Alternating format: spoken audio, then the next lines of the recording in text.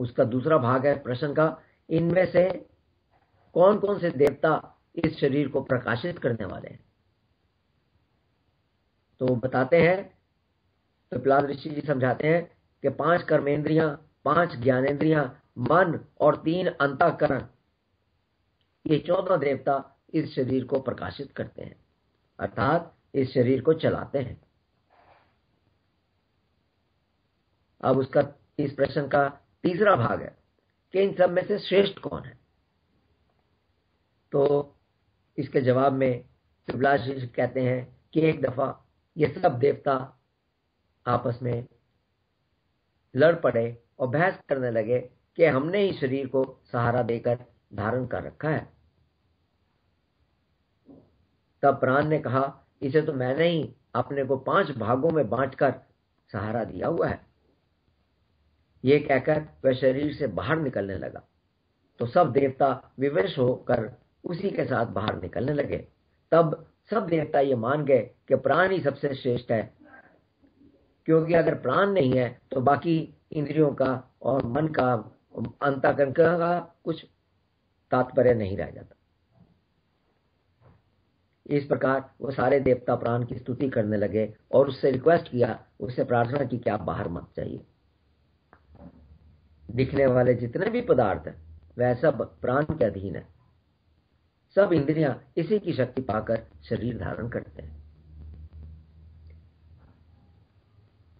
अब तीसरा प्रश्न आश्वलायन मुनि जी ने पिपलाद ऋषि जी से पूछा। उनके प्रश्न के 6 भाग हैं। पहला भाग, प्राण किससे पैदा होता है? तो उसके उत्तर में बताया कि प्राण परमेश्वर से ही पैदा हुआ है तथा प्राण परमेश्वर के ही अधीन है। वैसे ही जैसे मनुष्य की छाया उसके अधीन है, इसी प्रकार से प्राण भी परमेश्वर के अधीन है। तब उनका दूसरा भाग है कि प्राण शरीर में प्रवेश कैसे करता है? तो उसके उत्तर में बताया पिपलाद ऋषि जी ने कि प्राणों का शरीर में प्रवेश मन के संकल्प के साथ होता है। मरते समय प्राणी के मन में उसके कर्म के अनुसार जैसा संकल्प होता है उसे वैसा ही शरीर मिलता है। अर्थात मरते समय अगर मनुष्य में उसके पालतू कुत्ते का ध्यान आ गया तो वह उसी योनि में चला जाएगा। तभी कहते हैं कि प्रभु का निरंतर ध्यान जरूरी है। तो इस भाग का बहुत महत्व है कि हमें वैसे ही कर्म करने चाहिए और वैसे ही निरंतर प्रभु का ध्यान करना चाहिए अगर हम चाहते हैं कि हम मोक्ष को प्राप्त हों, अंततः प्रभु को प्राप्त हों। अन्यथा हमारा मन, प्राण हमें उस वक्त जहां पर हमारे मन के अंदर संकल्प होगा उधर ले जाएंगे और हम वहीं उसी योनि को प्राप्त हो जाएंगे। तीसरा भाग है इस प्रश्न का, अपने को विभाजित कर प्राण शरीर में कैसे रहता है? अर्थात एक प्राण पूरे शरीर में नहीं रहता, उसने अपने को विभाजित कर रखा है। तो वो बताते हैं, पिपलाद ऋषि जी बताते हैं कि प्राण ने अपने को 5 भागों में विभाजित कर रखा है। जो मुख्य प्राण है वो मुख में, आंखों में, नाक में और कान में रहता है। उसके बाद अपान प्राण है, ये गुदा और उपस्थ में रहता है। उसका काम मल, मूत्र, रज, वीर्य तथा गर्भ को बाहर निकालना है। तीसरा है समान प्राण, ये नाभि में रहता है। खाने के सारे सार को ये शरीर के अंग प्रत्यंग में पहुंचाता है।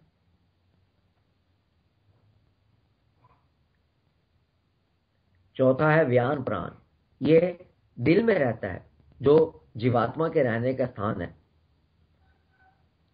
पांचवा है उदान प्राण, ये दिल में बहुत सारी नाड़ियां हैं, उनमें से एक दिल से निकलकर मस्तिष्क में गई है, दिमाग में गई है, उसे सुषुम्ना नाड़ी कहते हैं। ये उदान वायु या उदान प्राण उस नाड़ी के द्वारा शरीर के ऊपर की तरफ विचरण करता है। अब चौथा भाग है इनके प्रश्न का कि शरीर छोड़कर जाते वक्त प्राण शरीर से कैसे निकलता है? तो उसके उत्तर में पिपलाद ऋषि जी कहते हैं, जो मनुष्य पुण्यशील होता है, जिसके शुभ कर्मों के भोग उदय हो जाते हैं, उसे उदान वायु अन्य सब प्राण और इंद्रियों के सहित वर्तमान शरीर से निकालकर उच्च लोगों में, स्वर्ग आदि में ले जाता है। पाप कर्मों से युक्त मनुष्य को यही उदान वायु पाप योनियों में, तथा जो पाप और पुण्य दोनों के कर्मों का मिश्रित फल भोगने के लिए होते हैं, उन्हें मनुष्य शरीर में उदान वायु ले जाता है।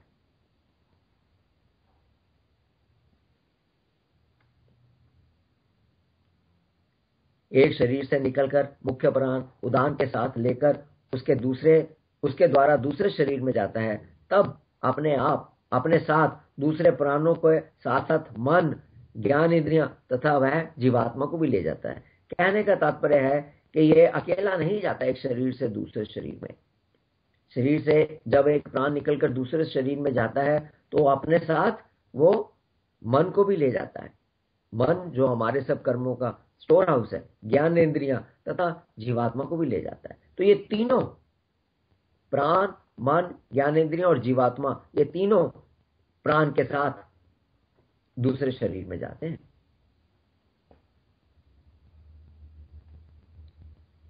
अब दो और भाग है इसके, इस प्रश्न के, कि बाहर के जगत को ये किस प्रकार से धारण करता है, और छठा इसका है कि अंदर के जगत को अर्थात मन इंद्रियों को किस तरह से ये प्राण वायु धारण करता है। तो इसके उत्तर में बताते हैं, इन दो के उत्तर में बताते हैं कि आकाश में विचरने वाले प्रत्यक्ष वायु ही व्यान का बाहर का स्वरूप है। ये शरीर के बाहरी अंगों को चेष्टाशील करता है और शांति प्रदान करता है। भीतरी व्यान वायु को नाड़ियों से संचारित करने में तथा त्वचा को स्पर्श ज्ञान कराने में यह सहायक है। सूर्य ही सबका बाहरी प्राण है। यह मुख्य प्राण सूर्य से उदय होकर शरीर के बाहरी अंगों को पुष्ट करता है, आंखों को देखने की शक्ति देता है। पृथ्वी में जो देवता है, यानी जो अपान वायु शक्ति है, वह मनुष्य के भीतर रहने वाले अपान वायु को टकाए रहती है। यह गुदा और उपस्थ की मदद करती है। जमीन और स्वर्ग लोक के बीच का आकाश समान वायु का बाहरी स्वरूप है। इसी की मदद से कान सुन सकते हैं।